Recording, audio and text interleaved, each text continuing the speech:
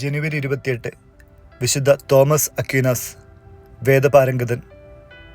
മാലാഖമാർക്കെടുത്ത വേദപാരംഗതൻ, വിശുദ്ധരിൽ വെച്ച് വിജ്ഞൻ, വിജ്ഞരിൽ വെച്ച് വിശുദ്ധൻ, കത്തോലിക്ക കലാശാലകളുടെ മധ്യസ്ഥൻ, വിനയമൂർത്തി എന്നിങ്ങനെ അപരനാമങ്ങൾ സിദ്ധിച്ചിട്ടുള്ള വിശുദ്ധ തോമസ് അക്വീനാസ് ഇറ്റലിയിൽ നേപ്പിൾസിനടുത്ത് റോക്കാസേക്ക എന്ന സ്ഥലത്ത് ജനിച്ചു.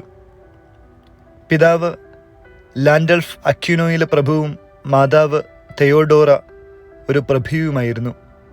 പല രാജകുടുംബാംഗങ്ങളോടും അവർക്ക് ബന്ധമുണ്ടായിരുന്നു.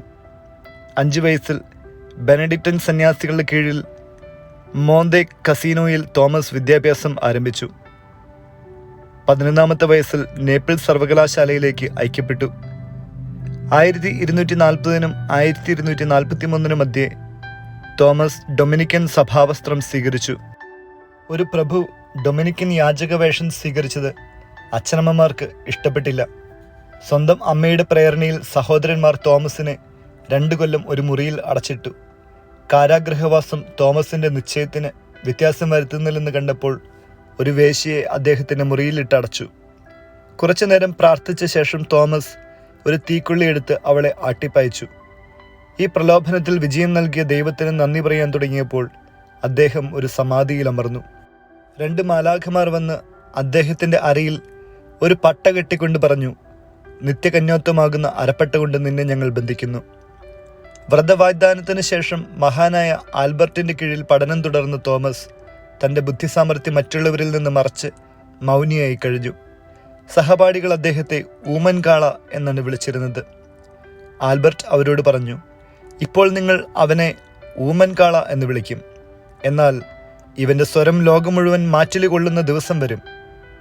അങ്ങനെ ഡൊമിനിക്കൻ സഭയിൽ ചേർന്ന തോമസ് തന്റെ ഗുരുഭൂതൻ ആൽബർട്ടിനോടുകൂടെ 1245 പാരീസിലേക്കും 1248 കൊളോണിയിലേക്കും പോകുകയും ചെയ്തു.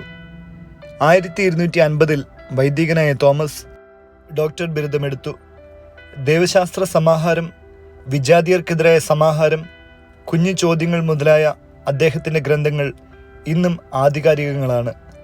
വിശുദ്ധ കുർബാനയെപ്പറ്റി താൻ എഴുതിയ ഗ്രന്ഥം പ്രസിദ്ധീകരണാർഹമാണോ എന്ന് സംശയിച്ച് സക്രാരിയുടെ അടുത്തെത്തിയപ്പോൾ, തോമസ്, നീ എന്നെപ്പറ്റി നന്നായി എഴുതിയിരിക്കുന്നു എന്ന ഈശോയുടെ അംഗീകാര വാക്കുകൾ അദ്ദേഹം ശ്രവിച്ചു.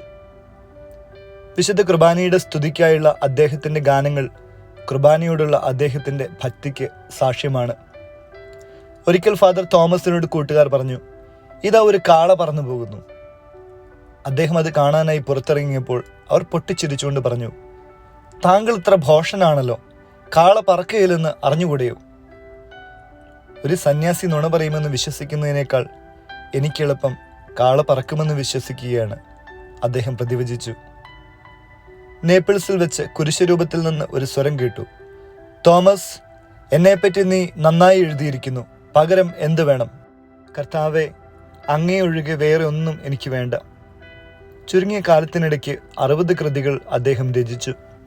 കത്തോലിക്ക ദൈവശാസ്ത്രജ്ഞരുടെ രാജകുമാരൻ എന്നറിയപ്പെടുന്ന തോമസ് അക്വീനാസിന്റെ അവസാനത്തെ കൃതിയായ സുമ്മ തിയോളജിക്ക, ദൈവശാസ്ത്ര സംക്ഷേപം എന്ന് മലയാളം, പൂർത്തിയാക്കുന്നതിന് മുമ്പ് വിശുദ്ധൻ ദിവംഗതനായി. 1274 ലിയോൺസിലെ സൂനഹദോസിൽ പങ്കെടുക്കാൻ പോകും വഴി ഫൊസോനാവിൽ സിസ്റ്റേഴ്സിയൻ സന്യാസികളുടെ ആശ്രമത്തിൽ വെച്ച് അദ്ദേഹം ദിവംഗതനായി. തിരുപ്പാതയം എത്തിയപ്പോൾ അദ്ദേഹം ഇങ്ങനെ പറഞ്ഞു, സത്യദൈവവും സത്യമനുഷ്യനും ദൈവസുതനും കന്യകാമറിയത്തിന്റെ പുത്രനുമായ യേശുക്രിസ്തു ഈ കൂദാശയിലുണ്ടെന്ന് ഞാൻ വിശ്വസിക്കുന്നു. ഈ കൂദാശയെയോ മറ്റു കാര്യങ്ങളെപ്പറ്റിയോ വല്ല അബദ്ധവും ഞാൻ എഴുതി പിടിപ്പിച്ചിട്ടുണ്ടെങ്കിൽ സമസ്തവും പരിശുദ്ധ റോമാസഭയുടെ തീരുമാനത്തിനും തിരുത്തലിനുമായി ഞാൻ സമർപ്പിക്കുന്നു. സഭയോടുള്ള അനുസരണയിൽ ഈ ജീവിതത്തോട് ഞാൻ വിടവാങ്ങുന്നു. വിശുദ്ധ തോമസിന് വിശുദ്ധ കുർബാനയോടുണ്ടായിരുന്ന ഭക്തിയും തിരുസഭയോടുള്ള ബഹുമാനാദരവും അസാധാരണമായ എളിമയും കണ്ടുപഠിക്കാം. 1323 ജൂലൈ 18 തോമസ് അക്വീനാസിനെ ജോൺ 22-ാമൻ മാർപ്പാപ്പ വിശുദ്ധനായി പ്രഖ്യാപിച്ചു. പിയൂസ് 5-ാമൻ മാർപ്പാപ്പ അദ്ദേഹത്തെ വേദപാരംഗതനായി ഉയർത്തി.